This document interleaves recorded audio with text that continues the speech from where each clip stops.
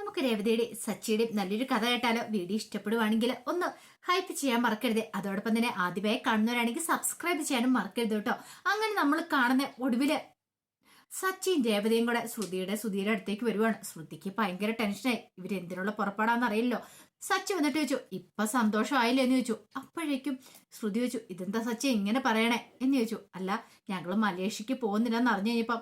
അപ്പോഴേക്കും ശ്രുതി പറഞ്ഞു, അതിന് നിങ്ങൾ മലേഷ്യക്ക് പോകുന്ന ശ്രുതിയുടെ സന്തോഷം തമ്മിൽ എന്താ ബന്ധം? അല്ല, ഇനിയിപ്പം ഞങ്ങൾ മലേഷ്യക്ക് പോകാന്ന് അറിഞ്ഞപ്പം മുതല് പാർലാടത്തേക്ക് ഒരു ബുദ്ധിമുട്ടുണ്ടായിരുന്നു, അതുകൊണ്ട് ചോദിച്ചാ. ഇത് ശ്രുതി കണ്ടോ, സച്ചി പറയുന്ന കേട്ടോ നീ? എനിക്ക് സന്തോഷം വന്ന് എന്റെ അച്ഛൻ മരിച്ചതിന്റെ വിഷമത്തിൽ ഞാൻ നിൽക്കുക. അപ്പോഴേക്കും ശ്രുതി പറഞ്ഞു, ഇതാ സച്ചി നീ എന്തറിഞ്ഞിട്ടേ പറയണേ?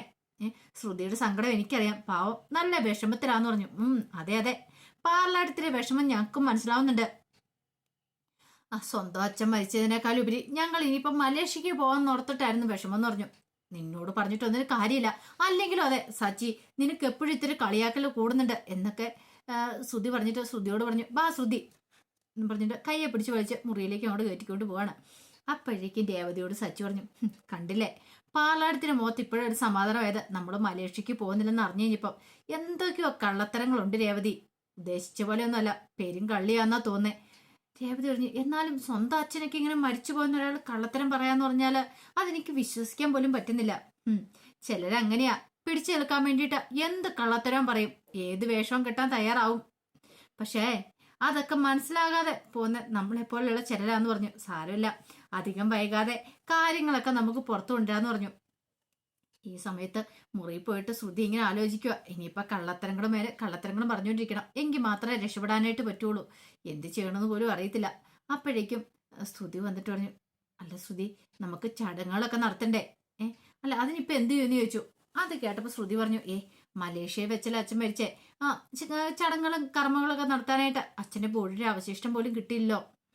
അല്ല എന്നാലും നമ്മൾ ചെയ്തില്ലെങ്കിൽ അത് സാരമില്ല ശ്രുതി, ഞാനിത് പോയി ചെയ്തോളാന്ന് പറഞ്ഞു. വേണ്ടുന്ന കാര്യങ്ങളൊക്കെ ഞാൻ ചെയ്യിച്ചോളാം, ഞാൻ മീരയും കൂട്ടിക്കൊണ്ട് പോയി ചെയ്തോളാന്ന് പറഞ്ഞു. അതിന് മലേഷ്യയിൽ പോയി ചെയ്യേണ്ട കാര്യമില്ലല്ലോ, ഇവിടെ ചെയ്താലും മതിയല്ലോ എന്നൊക്കെ പറഞ്ഞു. ഇനിയിപ്പോൾ അതിന് വേണ്ടിയിട്ട് ശ്രുതി വെറുതെ മെനക്കെടണ്ടാന്ന് പറഞ്ഞു.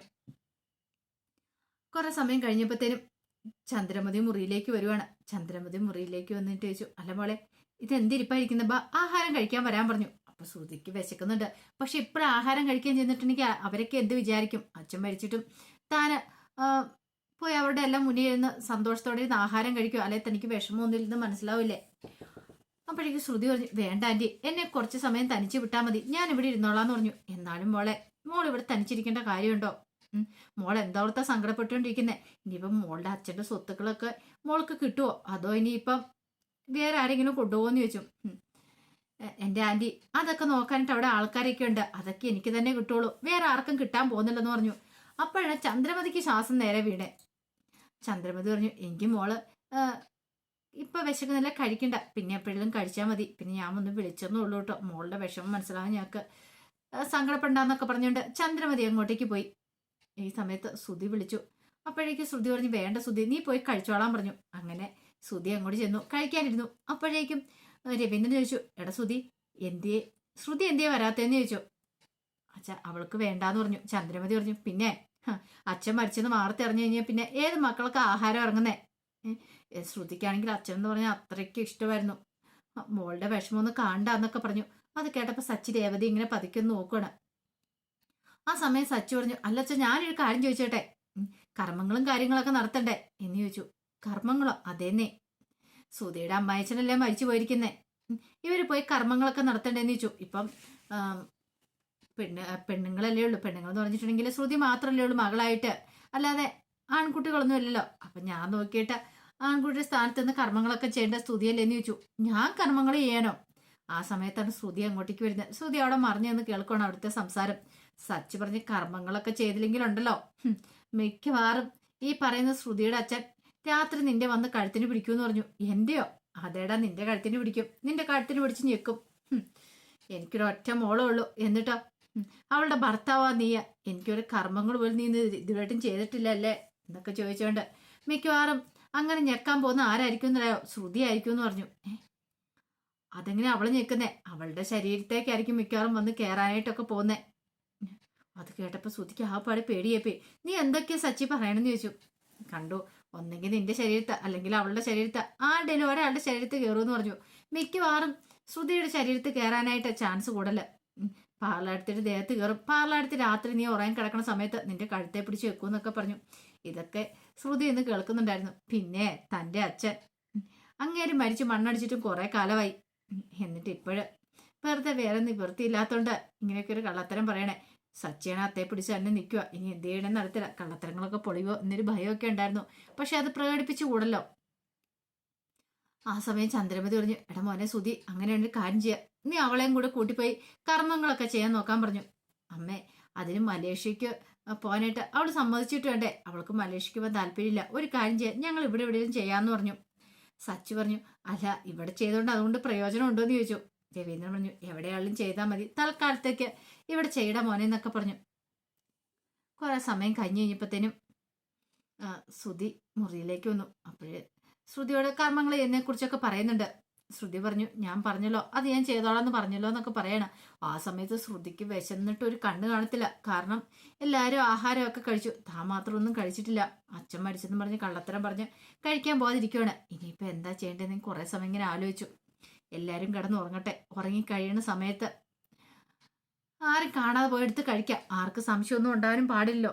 അങ്ങനെ എല്ലാവരും ഉറങ്ങാൻ വേണ്ടി കാത്തിരുന്നു. ശ്രുതിയൊക്കെ ഉറങ്ങിയെന്ന് അറിഞ്ഞു കഴിഞ്ഞപ്പോഴത്തേനും പതുക്കെ ശ്രുതി മുറിയിൽ നിന്ന് പുറത്തേക്ക് ഇറങ്ങി. ശബ്ദം ഉണ്ടാക്കാതെ പതുക്കെ പതുക്കെ നടന്ന് അടുക്കളയിലേക്ക് വന്നു. അടുക്കള നടന്നപ്പോൾ ചപ്പാത്തിയും കറിയൊക്കെ ആയിരുന്നു വൈകുന്നേരം രവതി ഉണ്ടാക്കി വെച്ചിരുന്നത്. അങ്ങനെ ഒരു പ്ലേറ്റിനകത്തേക്ക് ചപ്പാത്തിക്ക് എടുത്തു, കറി എടുക്കുവാണ്. ആ സമയത്ത് കയ്യിൽ നിന്ന് പ്ലേറ്റ് അറിയാതെ താഴേക്ക് വീണു.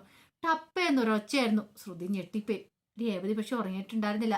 രേവതി അടുക്കള ജോലികളൊക്കെ തീർത്തിട്ട് കിടക്കാനായിട്ട് മുറിയിലേക്ക് ചെല്ലുമ്പോഴാണ് ഈ ശബ്ദം കേട്ടെ.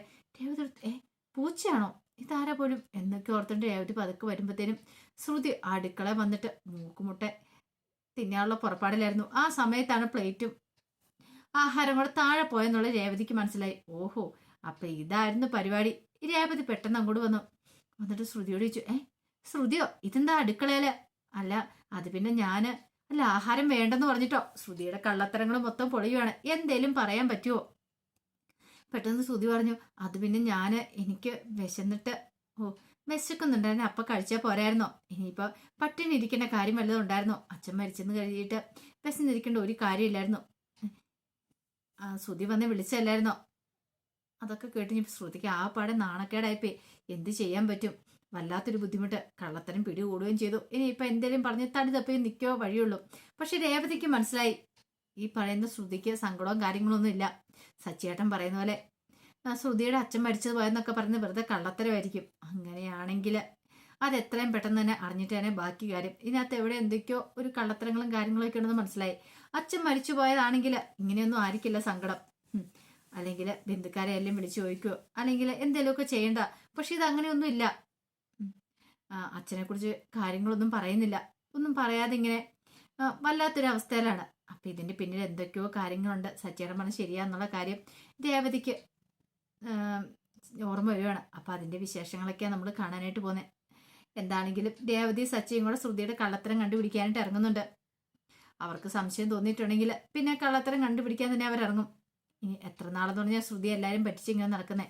അപ്പൊ അതിന്റെ വിശേഷങ്ങൾക്കായി നമുക്ക് എല്ലാവർക്കും കാത്തിരിക്കാട്ടോ. ഒരിക്കൽ കൂടി എല്ലാവർക്കും ശുഭരാത്രി നേർന്നുകൊണ്ട് നിർത്തുന്നു.